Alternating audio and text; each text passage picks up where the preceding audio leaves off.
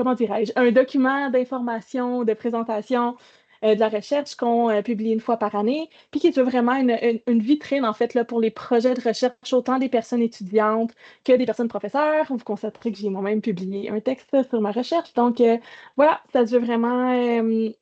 c'est ça son objectif de l'InfoCRDE. Et donc, aujourd'hui, on a 3 personnes qui ont publié un texte dans le dernier InfoCRDE et qui ont accepté très généreusement de venir nous faire une courte présentation d'environ 10 minutes de leur texte. Donc, merci à vous, personnes présentatrices. Euh, Comment on va fonctionner aujourd'hui? Donc, pour des raisons purement de logistique, dans le fond, puisque les présentations sont enregistrées, mais pas les périodes de questions, on a décidé de procéder avec les 3 personnes présentatrices vont faire leur présentation, puis on va faire une période de questions communes à la fin. Donc, si vous avez des questions pour la première personne présentatrice ou deuxième, on va y revenir. Vous pourrez la poser durant la période de questions communes à la fin. Donc, je pense que j'ai fait le tour de ce que j'avais à dire. Et donc, on va passer directement à notre première personne présentatrice. Mehdi, es-tu prêt? Oui, donc je vais faire une courte présentation d'abord. Donc, Mehdi est un enseignant expérimenté avec plus de 22 ans d'expérience dans l'enseignement, tant au niveau primaire, secondaire qu'adulte. Il est actuellement enseignant au Collège communautaire du Nouveau-Brunswick et poursuit un doctorat en éducation à l'Université de Moncton. Et il s'intéresse particulièrement à l'intégration des valeurs de citoyenneté dans les curricula scolaires. Donc, Mehdi, je te cède la place. Ouais. Alors, merci.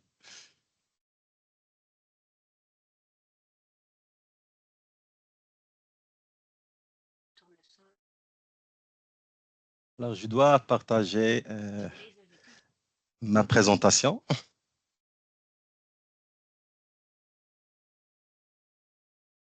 Effectivement. Alexandra, es-tu là pour... Comment ça fonctionne? Je crois, Mehdi, tu peux juste partager ton écran. Oui. OK, parfait. En haut à droite.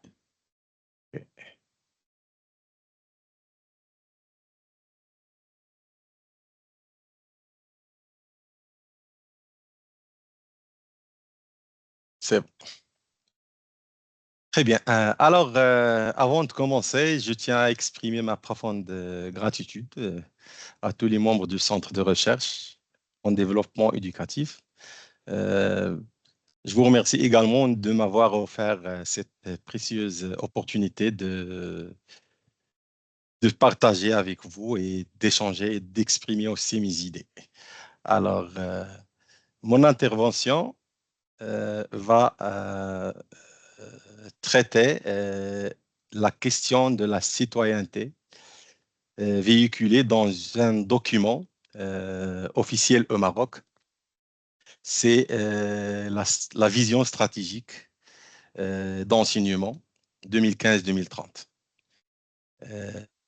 Mon étude s'inscrit dans le cadre de cette vision, un document officiel marocain qui vise ou qui prétend viser à instaurer une école nouvelle et moderne.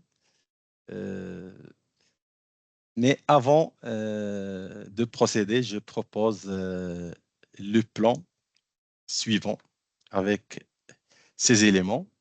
D'abord, il y a le contexte et la problématique, un cadre conceptuel, la méthodologie, puis les résultats de l'analyse et quelques défis et enjeux.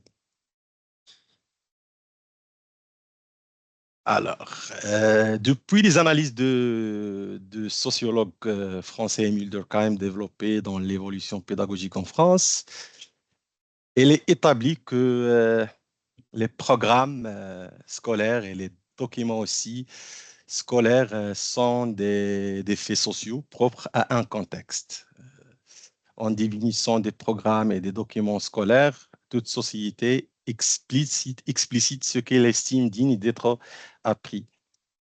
Alors, cette vision exprime une vision du monde qui fonde cette définition. La vision stratégique 2015-2030 du Maroc s'inscrit dans ce cadre. Alors, mon étude s'inscrit dans le cadre de la vision stratégique de la réforme de l'enseignement au Maroc. C'est une vision qui vise à instaurer une école nouvelle qui s'appuie sur la qualité pour tous, avec pour objectif de promouvoir le développement personnel et sociétal à travers l'éducation. La vision stratégique 2015-2030 s'inscrit dans un contexte marqué par les aspirations démocratiques du printemps arabe en 2011 et par l'adoption d'une nouvelle constitution qui reconnaît le droit à l'éducation, de la formation et de la recherche scientifique. Historiquement, l'éducation au Maroc a été influencée par une volonté de promouvoir les valeurs arabo-musulmanes. Après l'indépendance, limitant parfois l'expression de la diversité culturelle et linguistique du pays, notamment celle des populations, par exemple, amazirs et sahraouis et juifs.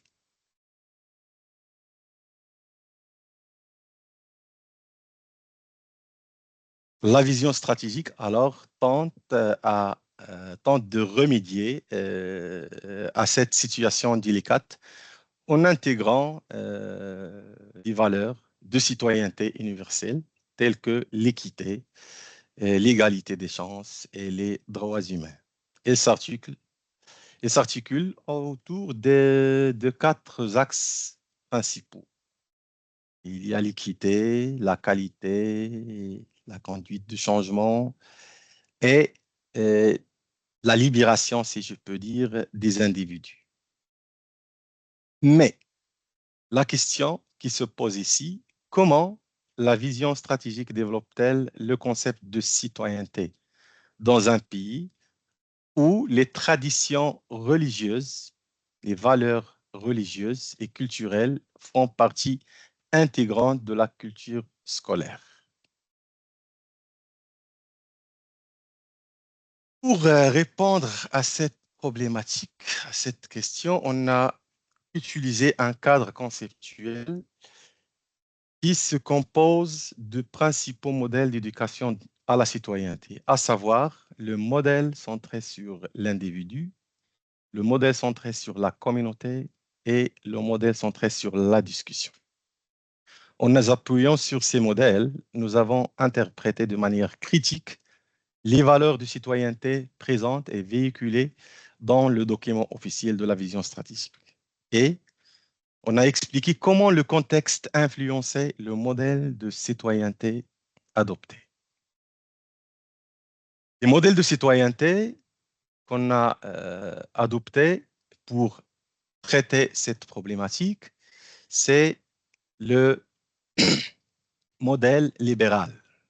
Le modèle libéral est un modèle qui s'appuie sur les libertés individuelles et les droits fondamentaux de la personne. C'est un modèle qui priorise les droits de l'homme. C'est un modèle qui cherche la formation de citoyens capables de choisir et de réaliser leur propre conception du bien.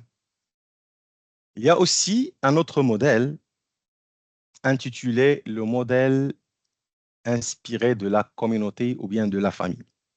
C'est un modèle qui se fonde sur l'idée d'une grande famille où les liens affectifs et les valeurs de convivialité prédominent.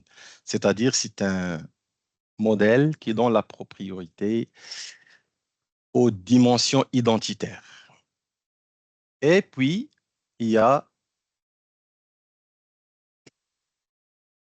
le modèle euh, de la citoyenneté fondé sur la discussion.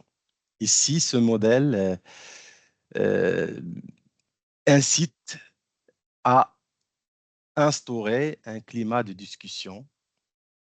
Et on peut donner beaucoup d'exemples comme l'expérience de philosophie avec les enfants de Lippmann. Pour la méthodologie adoptée, l'analyse de contenu qualitatif est utilisée pour examiner le discours véhiculé par le document officiel, vision stratégique. Inspirée par les approches herméneutiques, l'étude cherche à comprendre comment la citoyenneté est conceptualisée dans ce texte, en lien avec les réalités socioculturelles du Maroc. Alors, pour les résultats de l'analyse, on peut dire que le système éducatif marocain a souvent été perçu comme un instrument d'idéologie d'État, avec une forte influence de l'arabisation et de l'islamisation, particulièrement durant les années de Plomb, où les droits de l'homme étaient absents des curricula.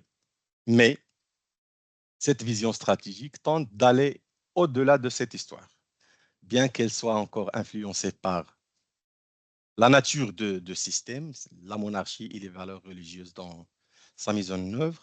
Mais cette vision propose maintenant un modèle hybride, composite, de la citoyenneté qui allie ou bien qui combine les aspects libéraux en mettant l'accent sur les libertés individuelles, oui, mais toujours il y a les aspects communautaires en insistant sur l'identité marocaine fondée sur les valeurs religieuses et nationales.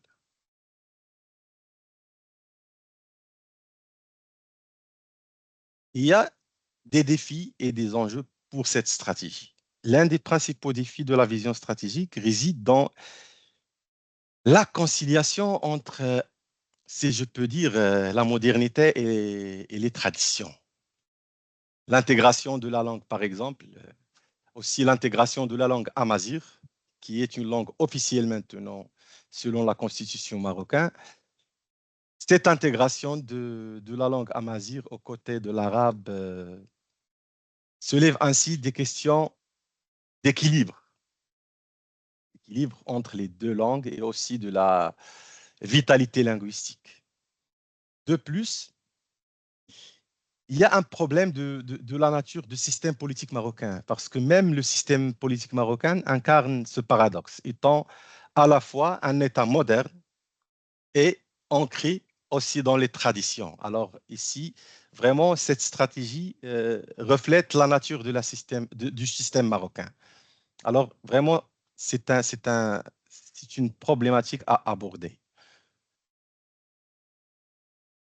Pour conclure, et pour ne pas dépasser les 10 minutes, la vision stratégique 2015-2030 au Maroc représente un effort ambitieux, on ne peut pas nier ça, pour concilier des valeurs parfois contradictoires, l'ouverture à des principes universels tels que la démocratie et les droits humains et la préservation des traditions religieuses et culturelles. Ce modèle hybride de citoyenneté se lève des défis importants pour le futur, en particulier en termes de cohérence et d'application dans un contexte en évolution rapide. Merci de votre attention. Merci beaucoup, Mehdi. Comme j'ai dit, les questions seront uniquement à la fin, mais merci. Tu peux peut-être arrêter le partage de ton écran. Oui, c'est ça. Merci. Et on va passer à Madame Gilberte Godin. Donc, Gilberte Godin est une passionnée par les jeunes d'apprentissage. Elle a passé sa carrière en contexte francophone minoritaire, soit comme enseignante au secondaire, administratrice scolaire ou gestionnaire de projets pédagogiques et communautaires. Durant ses études de maîtrise, elle s'intéresse au programme d'études dans l'enseignement du français au secondaire. Elle poursuit par après des études doctorales pour mieux comprendre l'influence du vécu linguistique et culturel du personnel enseignant sur ses pratiques pédagogiques et sur le développement linguistique et culturel des élèves. Donc, merci beaucoup, Gilberte, d'être avec nous aujourd'hui. Si tu veux poursuivre avec la présentation, je vais te céder la parole. Merci.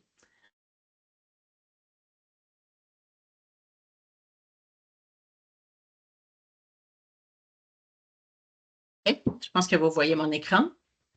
Voyez-vous? On voit votre écran, mais on ne le voit pas en mode présentation. On voit comme le logiciel PowerPoint avec la présentation dedans. OK. Comment je peux faire? On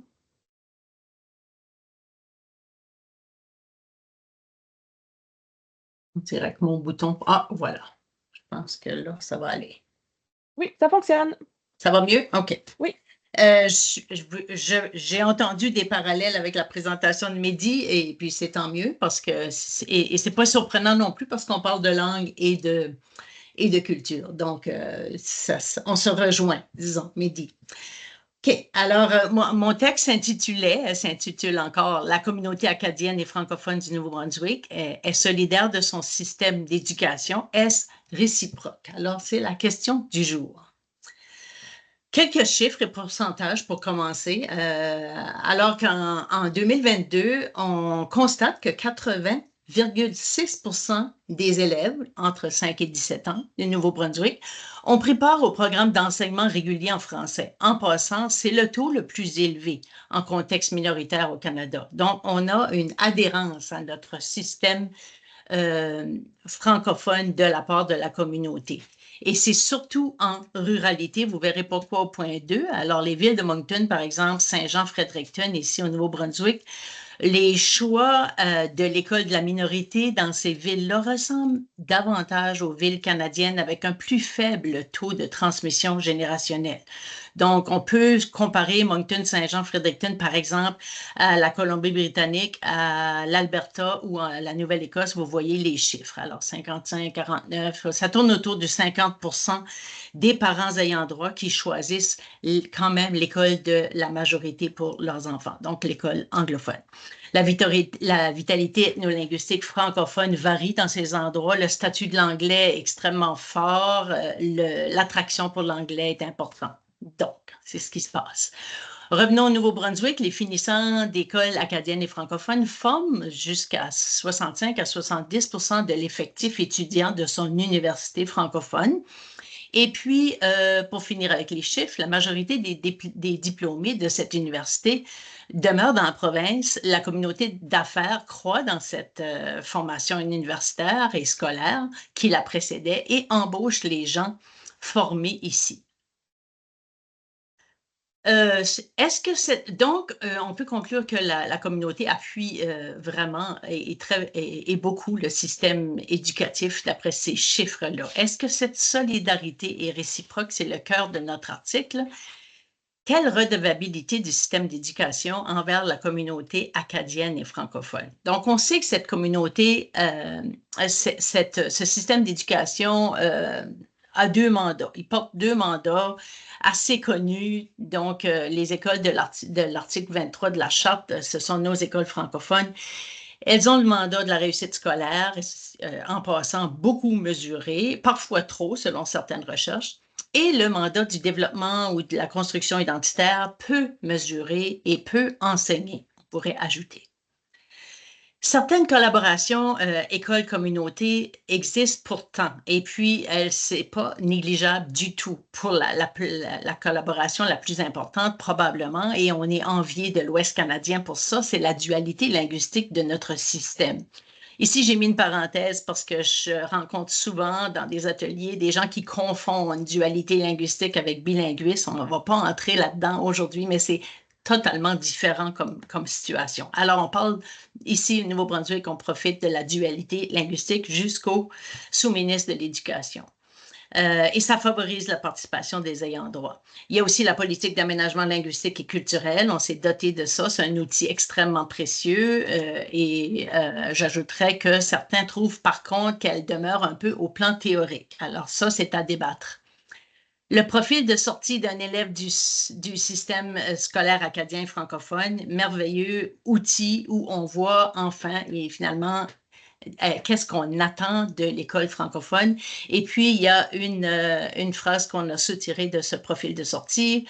On cherche, entre autres, en ce qui nous concerne aujourd'hui, une citoyenneté engagée et éthique, voulant permettre à l'élève d'affirmer sa culture acadienne et francophone en participant à une société démocratique, plurielle et diversifiée.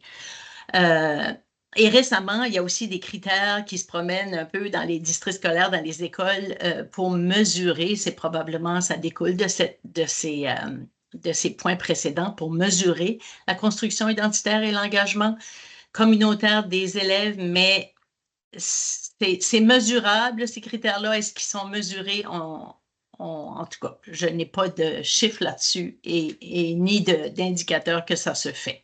Alors, je ne peux pas commenter là-dessus. L'organisme entrepreneurial et partenaire scolaire important, place aux compétences, travaille étroitement avec les districts scolaires. Il est là et grâce à cet organisme-là, il se fait quand même beaucoup de projets école-communauté. J'en ai profité pleinement moi-même quand j'étais enseignante, mais ce n'est pas tout le monde qui se rend à ce programme-là. Ce n'est pas tout le monde qui en profite pour toutes sortes de raisons pratiques. Mais en gros, il est là et heureusement, il est là.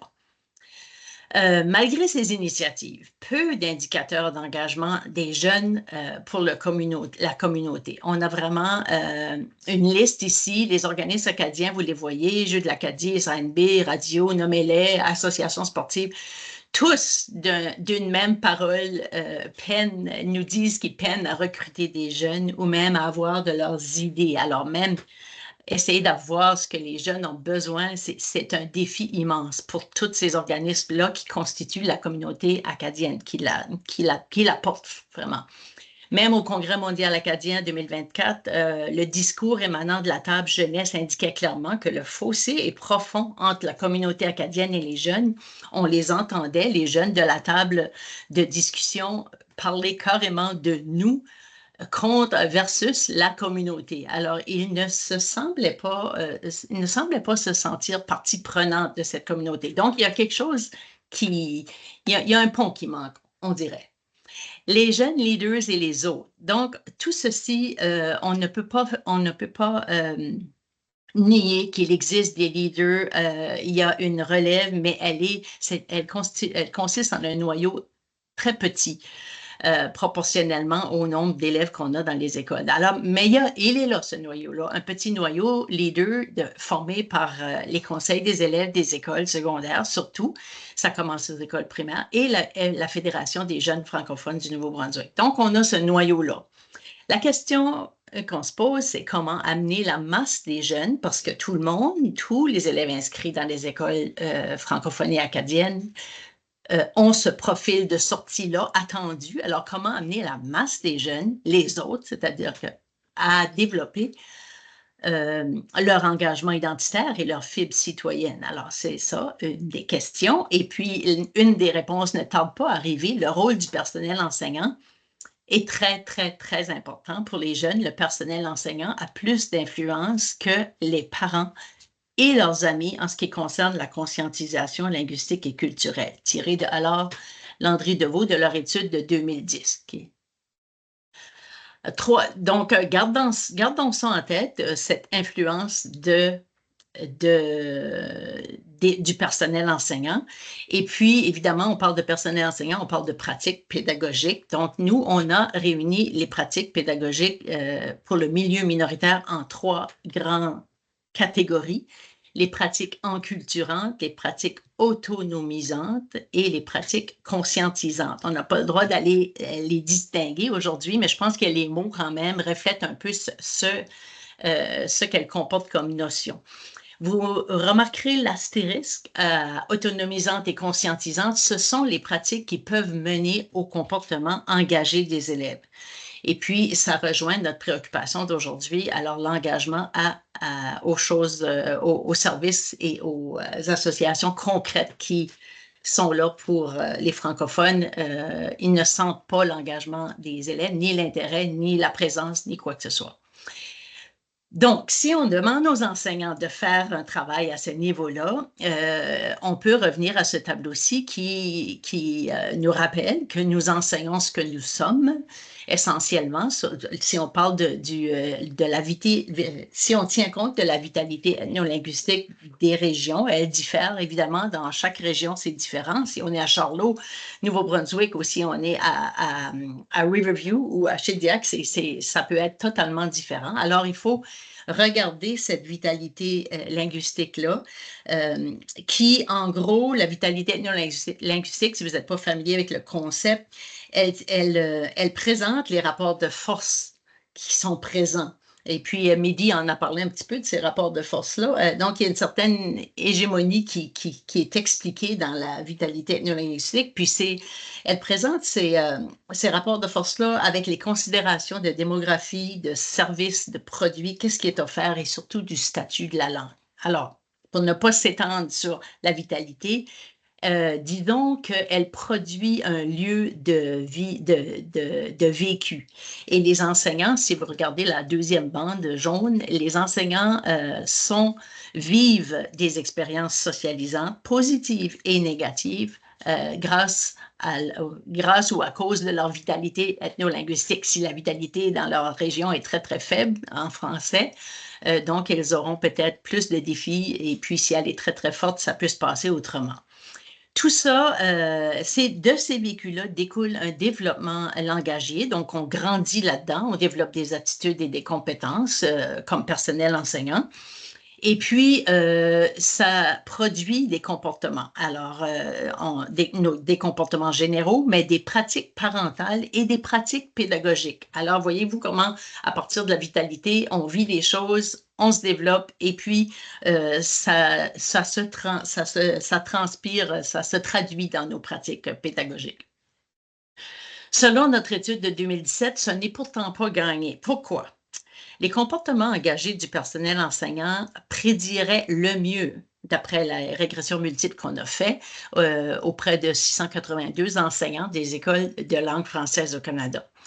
Alors ici, ce qui se passait, c'est que les comportements engagés du personnel enseignant, c'était établi que c'était les meilleurs prédicteurs des pratiques conscientisantes.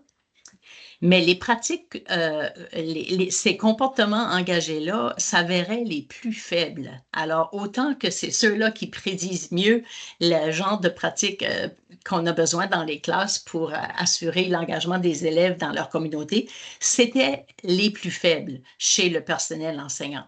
Maintenant, c'était quoi la force, vous me direz? Ben, il y avait une force. La force, c'était la force du personnel scolaire serait plutôt les pratiques enculturantes. Et c'est tout à fait non négligeable. C'est-à-dire que, bon, l'enculturation, accroître le bagage dans une langue et une culture, c'est certainement important. Mais elles ont moins d'effet sur le comportement engagé que la communauté acadienne et francophone recherche chez les élèves. Alors, cette grande force-là du personnel enseignant, elle est bonne, on peut construire là-dessus, mais ce n'est pas elle qui va nous donner des élèves plus engagés au niveau des communautés. Comment se servir de cette force? Eh bien, voilà, on est en train de travailler sur le concept. Peut-être une piste, se donner une culture bidirectionnelle, la solidarité communauté-école dont on parlait plus tôt. Il faudrait aussi qu'elle ait un volet école-communauté. Alors, on va essayer d'expliquer un petit peu qu'est-ce que ça veut dire. D'abord, si on avait, je vais vérifier l'heure, si on avait, est-ce que ça va pour le temps? Je n'ai pas accès à l'heure. Si on avait de vrais enjeux communautaires, et surprise, surprise, on en a en masse, il n'y a rien qui empêche les élèves de contribuer à tous les jours. Et puis, la Fédération des jeunes vous le diront, ils sont très allergiques à l'expression qu'on les prépare à la vie de demain. Les élèves sont en vie aujourd'hui et ils veulent participer aujourd'hui et c'est tout à leur avantage.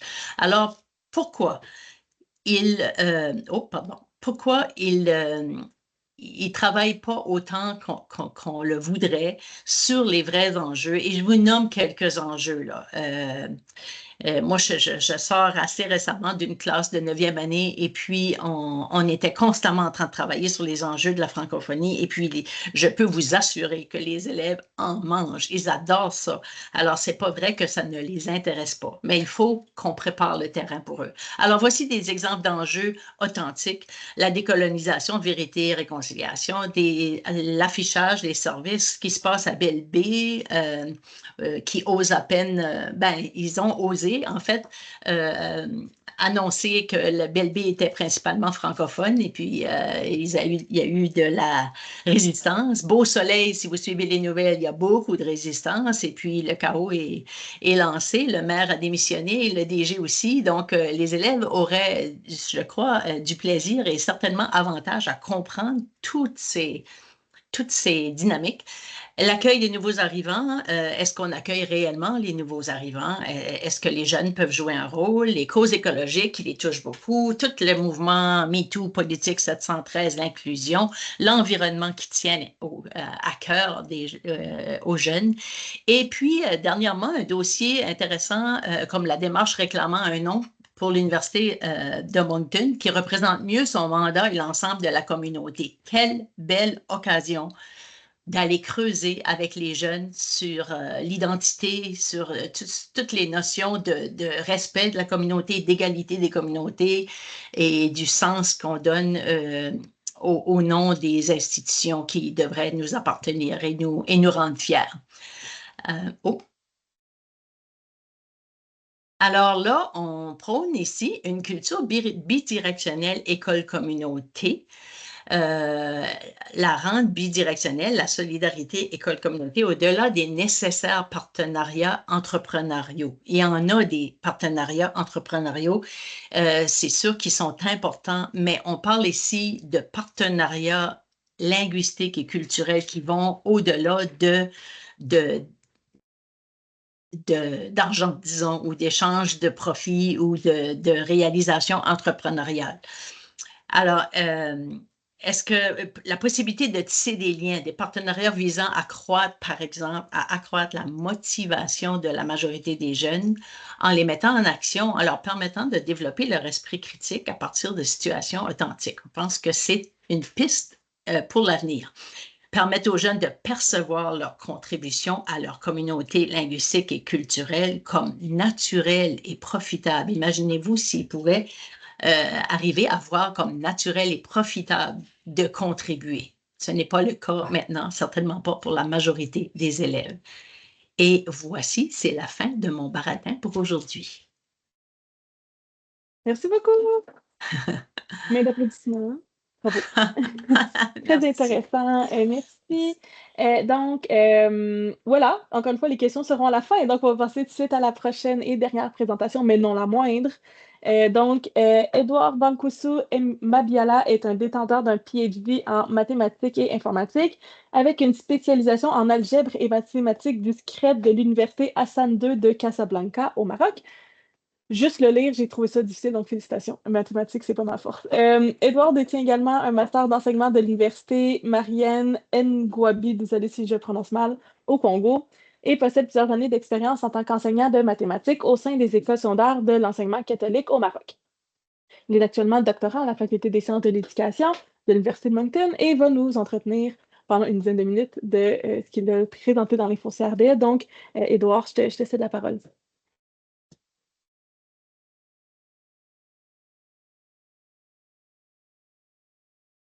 Je pense que ton micro est éteint. Ok, vous m'entendez tous? Oui, ça fonctionne. Ouais, je disais que bonjour, merci pour l'occasion, pour nous qui sommes novices encore dans le domaine de l'éducation, de présenter nos travaux pour ce programme que le CR2 nous a donné l'occasion de participer à ce jour. Donc, je vais aller sans plus tarder présenter mon diapo.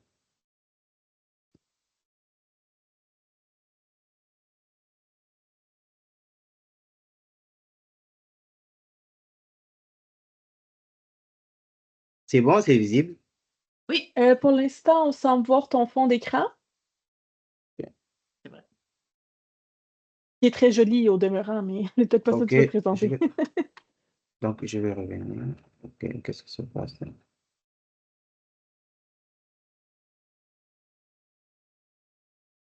Je vais arrêter le partage. Excusez-moi. Pas de problème. Je ne sais pas ce qui se passe.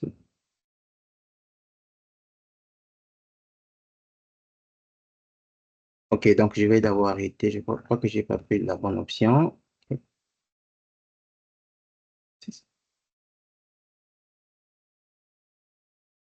OK, oui, là, on voit ce que tu veux présenter. Ah, c'est bon?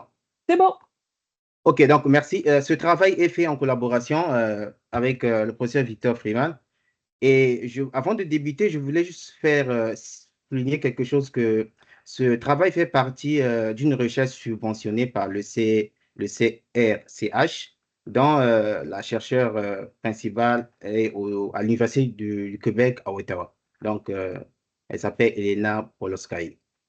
Donc, nous nous sommes intéressés aux enjeux sur le développement de la pensée algébrique au primaire, donc la relation entre l'arithmétique et l'algèbre dans les programmes d'études au Nouveau-Brunswick. Donc, en introduction, en effet, nous nous sommes intéressés, si on prend de façon générale, en fait, la vision traditionnelle de l'enseignement de l'algèbre, donc dans beaucoup de pays, dans les anciens programmes, il était question dans les curricula, il était question que l'arithmétique était comme le fondement, c'est-à-dire la base de l'enseignement des mathématiques au primaire, et puis l'algèbre venait à partir du secondaire, qu'on introduisait l'algèbre. Et donc, plusieurs chercheurs et acteurs du terrain ont fait des recherches là-dessus et on a retrouvé que plusieurs difficultés d'apprentissage des élèves, on retrouvait les difficultés d'apprentissage des élèves au secondaire sur l'algèbre. Et donc, ces difficultés sont juste dues au niveau de la transition entre l'arithmétique, l'enseignement de l'arithmétique au primaire qui était une base et l'enseignement de l'algèbre au secondaire. Donc, pour ceux qui sont novices dans le domaine, là, par exemple, à gauche, nous avons tout ce qui était attrait à l'algèbre, c'était des symboles de calcul. 1 plus 3 égale à 4, 7 moins 2 égale à 5. Et tout ce qui était attrait à l'algèbre, c'était généralement, on voyait apparaître des lettres. D'habitude, on fait 1 plus 3 égale à 4. Cette fois-ci, c'est A plus B égale à C. Et les enfants, quand ils se rencontrent, une fois au secondaire, nombreux élèves rencontraient des situations où ce n'est plus 1 plus 3 égale à 4, c'est A plus B, comme vous voyez à ma droite, f de x égale à 2x plus 8. Et donc là, on voit des expressions algébriques, on voit des fonctions. Et donc, il y a des travaux de Philo et Rajonot en 84 qui ont parlé d'une coupure didactique dans la ligne d'évolution entre la pensée arithmétique et une pensée algébrique. Donc, ce changement-là a entraîné plusieurs difficultés. Alors, les débats au sujet des difficultés en algèbre ont donné lieu à un grand mouvement mondial qui consistait donc à revoir en fait l'enseignement de l'algèbre, et c'est ce qui a donné naissance au courant Early Algebra aux États-Unis dans les années 95. Et ce courant a influencé plusieurs curricula de plusieurs pays, notamment le programme du Nouveau-Brunswick, où on voit en 2000, depuis le programme en 2000, où l'algèbre est introduite au niveau depuis la maternelle, c'est-à-dire le programme de l'enseignement des mathématiques au Nouveau-Brunswick nous donne 5 domaines. Et dans les 5 domaines, il y a un domaine qu'on appelle par régularité algèbre qui est enseigné depuis la maternelle. Et donc, pour ceux qui sont novices, je sais que certainement nombreux ne sont pas du domaine des mathématiques ici, je vais citer quelques exemples et des difficultés qu'on peut rencontrer, que les élèves rencontrent souvent. Donc ici, nous voyons par exemple la difficulté sur le sens de l'égalité. C'est-à-dire, les enfants ont toujours tendance à avoir l'égalité comme ils ont une pensée opérationnelle. C'est-à-dire, l'égalité, c'est quoi? Il faut exécuter un calcul. Donc, quand on demande à un enfant de faire 1 plus 2, l'enfant sait que c'est 3. Et vous voyez que dans mon diapo ici, on demande par exemple à un élève de compléter cette égalité. 7 plus 5 égale à quelque chose plus 3. Donc, la majorité des élèves vont écrire que 7 plus 5 égale à 12 plus 3. Pourquoi? Parce que pour eux, l'égalité fait appel à un calcul, donc à la pensée opérationnelle. Donc, ils vont dire que c'est 12 plus 3. Donc, la chose, les pointillés là, c'est 12 parce que 7 plus 5 égale à 12. Bon, l'enfant n'a pas tort, il n'a pas raison. Mais ce qui fait que la difficulté vient d'où? En réalité, la difficulté vient du fait que l'enfant ne voit pas l'égalité comme une relation d'équivalence. C'est-à-dire ici, il faut voir pour que l'enfant arrive à résoudre, compléter cette égalité, l'enfant doit comprendre que l'égalité est une relation d'équivalence et il faut évaluer ce qui est à gauche et ce qui est à droite. Donc, on doit avoir la même valeur, c'est-à-dire la réflexibilité de l'égalité. Et on peut voir, par exemple, dans le programme du Nouveau-Brunswick de 2000, l'exemple des suites non numériques à motifs répétés. Donc, c'est très souvent, les enfants aiment ça, ils aiment jouer, ils adorent ça. On peut donner des petits carrés depuis la maternelle aux enfants. Donc, les enfants vont procéder à la classification, à la représentation. Par exemple, ici au tableau, nous voyons des cœurs qui sont rouges, il y a un cœur qui est rouge, il y a un cœur qui est vert. Et donc, là, on commence à faire quoi? La tâche de l'élève, c'est de chercher à compléter, par exemple, là où il y a des pointillés, quel est l'élément suivant qui viendra après le cœur bleu? Donc là, il y a la notion de terme, il y a la notion de motif. Donc, il y a un vocabulaire purement propre à cela. Nous prenons un autre exemple, l'exemple des 3 premiers termes d'une suite. Là aussi, c'est la même chose. Les enfants aiment jouer, ils explorent beaucoup. Donc, dans cet exemple ici que nous voyons, par exemple, c'est des petits carrés qu'on présente à l'enfant. Bon, il y a des carrés qui sont noirs et des carrés qui sont jaunes. Donc, dans la première figure de la construction, c'est quoi? C'est qu'on a pris 3 carrés. Dans la deuxième figure, donc, il y a une progression mathématique dessus, cachée, et l'enfant commence à construire en suivant une procédure donnée. Donc, dans la figure 3, on peut compter le nombre de carrés. Et par exemple, une question simple qu'on peut poser à l'élève, combien de carrés aura-t-on à la figure 4? Et la deuxième question qu'on peut poser à l'enfant, à l'élève, combien de carrés aura-t-on à la figure 100? Là, les choses commencent un peu à changer parce qu'on quitte de la figure 4, on va si loin à la figure 100. Dans le troisième exemple ici, par exemple, nous avons une table de multiplication à gauche et nous avons une suite croissante non numérique à droite. Et donc là, il y a un lien, la flèche verte veut dire que d'un côté, on a une pensée arithmétique, c'est des calculs de 2 fois 1 égale à 2, 2 fois 2 égale à 4, 2 fois 3 égale à 6, et ainsi de suite. Et de l'autre côté, on a comme un genre de jeu, c'est des suites croissantes en numérique, c'est des carrés que l'enfant est en train de classifier, d'ordonner. Donc, la question qui se pose, quel est alors l'intérêt de travailler avec des suites? Pourquoi on veut travailler avec des suites? Pourquoi dès la maternelle, on commence à travailler? Pourquoi on veut travailler avec les suites? En réalité, dans la plupart des programmes qu'au secondaire, il y a la notion qui est beaucoup utilisée, les fonctions sont beaucoup utilisées au secondaire.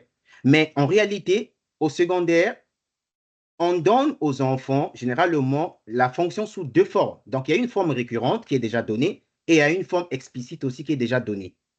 Mais là, la question qui se pose, c'est que l'enfant au secondaire ne cherche plus à construire la fonction. La fonction est déjà donnée et donc les activités consistent à traiter des fonctions. Et donc, nous, on aimerait bien voir, parce qu'il y a une relation et une correspondance entre l'exploration des suites croissantes non numériques et les fonctions. Donc, il y a un lien entre les suites, l'exploration des suites que l'enfant va faire dès la maternelle et l'étude des fonctions. Donc, la question qu'on se pose, alors, comment on peut aider les élèves? Donc, en fait, on veut faire comme un sens-retour. C'est-à-dire, au secondaire, les enfants travaillent sur les fonctions qui sont déjà données. Cette fois-ci, on veut ramener au niveau du primaire que l'élève arrive à construire ses fonctions. Donc, la question qu'on se pose, comment aider les élèves du primaire à construire le sens de relation, des fonctions à partir des situations concrètes? Donc, ici, c'est des suites à motifs croissants, c'est des suites non numériques, à motifs répétés, ainsi de suite. Donc, pour répondre à cette question, donc il faut revenir sur l'exemple précédent que je venais de donner tout de suite. On va essayer d'examiner l'exemple que je venais de donner, donc que j'ai repris ici, mais avec 2 pensées. Donc, notre premier examen va se poser sur la pensée arithmétique. Donc, on va repartir sur la figure en voyant que dans la figure 1, on a 3 petits carrés et un carré noir. Dans la figure 2, on a 4 petits carrés jaunes, un carré noir, et ainsi de suite. Et donc, la première question était, on demandait à l'enfant quel était le nombre de carrés qu'on doit avoir à la figure 4. Et donc, dans l'exploration de cette suite, par exemple, non numérique croissante, l'élève va, avec la pensée arithmétique, va remarquer quelque chose, une régularité. En réalité, de la figure 1, on a 3 petits carrés. À la figure 2, on a 5 petits carrés. Donc, le nombre a augmenté de 2. Et donc, l'enfant voit que chaque fois, le passage d'une figure à une autre, en réalité, il faut ajouter 2 petits carrés. Et donc, pour la question 4, ça sera facile. Parce qu'à la figure 5, 3, on sait qu'on a combien de carrés? L'enfant sait qu'à la figure 4, à la figure 3, on a 7 carrés. Donc, 7 plus 9, à la figure 4, on aura 9 carrés. Mais la difficulté va se poser, la limite de la pensée algébrique, arithmétique plutôt, va se poser à quel moment? C'est lorsqu'on va demander à l'enfant de résoudre la deuxième question qui consiste à déterminer le nombre de petits carrés qu'on aura à la figure 100. Et là, l'enfant sera bloqué. Pourquoi? Parce que dans cette approche arithmétique, en réalité, pour trouver le nombre de carrés de la figure qui vient, il faut d'abord connaître le nombre de carrés de la figure précédente. Et d'où on parle d'une pensée récursive. Donc ici, qu'est-ce que l'enfant fait? L'enfant analyse, en fait, en réalité, les termes qui sont consécutifs dans la suite. Donc, pour répondre à la question, à la deuxième question, celle qui consistait à trouver le nombre de carrés à la figure 100, en réalité, l'enfant, pour trouver cette question, doit connaître d'abord le nombre de carrés à la figure 99. Mais imaginez-vous ici, on a la figure 4. Donc, de 4 à 99, l'enfant ne saura pas. Donc, l'enfant sera buté parce qu'il va perdre son temps à chercher la figure 5, la figure 6, jusqu'à arriver à la figure 99 pour espérer trouver le nombre de carrés à la figure 100. Donc, cette fois-ci, on a examiné avec une pensée arithmétique. Donc, on a vu l'inconvénient là-bas. Explorons la même suite avec une pensée fonctionnelle. Donc, dans la pensée fonctionnelle, c'est la même suite. Cette fois-ci, l'enfant va essayer d'établir des relations. Donc, dans la figure 1, qui a 3 carrés, qu'est-ce que l'enfant va observer? Donc, ici, on a 2 petits carrés. Déjà, l'enfant observe que dans les 3 premières figures, on a le même carré. Donc, il y a un terme qui est constant, qui ne change pas. Et donc, c'est le plus 1 qu'on a ajouté. Ce carré noir ne change pas. Donc, dans toutes les figures, on aura un carré noir. Mais en explorant d'abord la figure 1, on a 2 petits carrés jaunes. En réalité, qu'est-ce qui se passe? C'est que pour quitter de la figure 1 à la figure 2, c'est comme si on a pris la figure 1, on a éclaté le carré jaune qu'on avait dans le petit cercle. Et j'ai mis des petits cercles en pointillé pour dire juste que le passage de la figure 1 à la figure 2, on a éclaté le carré, un carré en 2 carrés. On a éclaté le deuxième carré jaune en 2 carrés en bas. Et donc, qu'est-ce qui se passe en réalité? On a un 2 et le 1 qui est en rouge représente le nombre de petits carrés dans les 2 blocs qu'on a. Donc, vous allez voir que dans toutes les figures, on aura toujours 2 blocs. Donc, j'ai mis avec des petits cercles en pointillé. Donc, dans la figure 2, on a 2 blocs où à l'intérieur, il y a 2 petits carrés. Quand on passe à la figure 3, on a 2 blocs où il y a 3 petits carrés à l'intérieur. Donc, la figure, le carré noir se répète toujours, c'est plus 1. Et donc, avec cette pensée-là, qu'est-ce qu'on établit? On arrive à établir, vous allez voir que le 1 qui est en rouge à la figure 1, en fait, il reflète le numéro de la figure. Et le 2 qui est dans la figure 2 reflète le numéro de la figure 2, et ainsi de suite. Et donc, je peux espérer aller jusqu'à la figure n avec cette logique pour dire qu'à la figure n, en réalité, si on continue à construire cette suite de cette manière, on aura 2 fois n, le n qui représente le numéro de la figure, plus 1. Et donc, c'est quoi l'avantage ici de la pensée fonctionnelle? Vous avez vu tout à l'heure avec la pensée arithmétique, l'enfant ne pouvait pas nous donner le nombre de carrés à la figure 100. Mais ici, on a une généralisation. C'est que pour n égale à 100, pour la figure 100, les choses deviennent faciles. Je sais que je vais remplacer n par 100. Donc, j'aurai 2 fois 100 plus 1. Donc, à la figure 100, on aura 201 petits carrés. Donc, ici, dans la pensée fonctionnelle, on établit une relation entre le nombre de carrés et le numéro de la figure. Donc, on arrive à une généralisation. Ça veut dire que si je demande à un enfant, est-ce qu'avec cette logique, telle que la suite se construit, est-ce que tu peux me donner à la figure 1 million, on aura combien de petits carrés? L'enfant sera à mesure parce que l'enfant a une formule qui généralise les relations. Et donc… Édouard, je ne veux pas t'interrompre, mais il faudrait essayer de conclure le plus rapidement possible, s'il te plaît. Merci. Très bien. Bon, les constats qui ont mené plusieurs chercheurs à travailler dessus, c'est qu'on a vu que ce passage entre la pensée arithmétique et la pensée algébrique, il y avait une coupure didactique. Donc, dans notre cas, en fait, nous, on est parti dans ce projet, fait partie de ma thèse, c'est que nous, on s'est questionné sur les effets de l'enseignement et l'apprentissage. Donc, on vise à connaître quelles tâches algébriques et arithmétiques que les élèves peuvent accroître pour développer leur mobilité, mobiliser la pensée algébrique. Et avant d'aborder ces questions, donc nous avons d'abord voulu analyser en réalité le programme d'études du Nouveau-Brunswick. Donc, en analysant ce programme d'études, là, j'essaie juste de signaler que ces résultats sont d'abord préliminaires parce qu'on a juste examiné dans les 5 domaines du programme d'études du Nouveau-Brunswick, la maternelle en 4e année, juste le domaine algèbre et régularité. Mais il s'avère qu'il y a un autre domaine aussi où on a le potentiel de trouver des habiletés qui développent la pensée algébrique, qui est le domaine de nombre, calcul et nombre. Et donc, dans la suite de nos travaux, c'est ce qu'on fera dans le deuxième travail. Et donc, qu'est-ce qu'on a relevé en conclusion? On a vu que dans le programme de la maternelle en 4e année de Nouveau-Brunswick, vraiment, on commence dès la maternelle à prolonger, à représenter des suites numériques. Donc, on voit bien là-dedans qu'on établit des relations entre le nombre d'objets seulement en 4e année et tout comme les situations de proportionnalité. Donc, le programme, il est riche, mais sauf qu'on a relevé quelques insuffisances. Par exemple, dans le programme, on n'établit pas la relation entre l'exploration des suites et la notion de proportionnalité. Et on a encore relevé une autre chose, c'est qu'en 4e année, il y a un saut directement vers la pensée fonctionnelle. C'est-à-dire ce qui ne se fait pas en 2e, 3e année, Et la question qu'on se pose, c'est comment continuer à la continuité, comment on peut voir la continuité en termes de développement de la pensée algébrique pourrait être construite. Mais le programme ne précise rien là-dessus. Et donc, nos recherches sont encore en cours et dans les prochains jours qui arrivent, les prochains mois, c'est qu'on va aborder aussi, on va faire une analyse sur la dernière partie qu'on a laissée dans le programme. Je vous remercie. Excusez-moi si j'ai pris un peu plus de temps. Merci pour votre attention. Merci beaucoup, Edouard. D'applaudissements. Donc, Alexandra, on peut peut-être arrêter l'enregistrement.